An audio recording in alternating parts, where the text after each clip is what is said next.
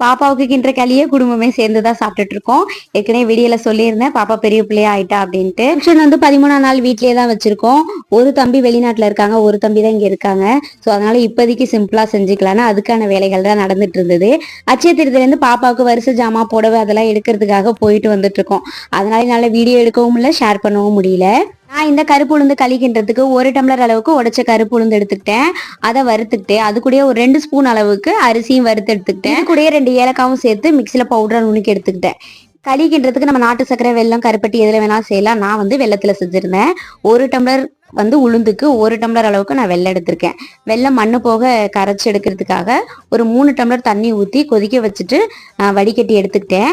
அந்த வெள்ளை தண்ணி ஆறுனதுக்கு அப்புறம் இந்த பவுடரோடய நல்லா கரைச்சி வச்சுட்டு அதுக்கப்புறம் அடுப்புல வச்சு கிண்டணும். நல்லா கைவிடாம கிண்டிட்டு வந்தோம்னா திக்காயிடும். அதுக்கப்புறம் தாராளமா நல்லெண்ணெய் ஊற்றிட்டு நான் கொஞ்சமா வாசனைக்கு நெய் விட்டுருக்கேன். அப்புறம் சட்டியில நல்லா சுருண்டு வந்துடும். அவ்வளவுதான், களி ரெடி. ஓகே.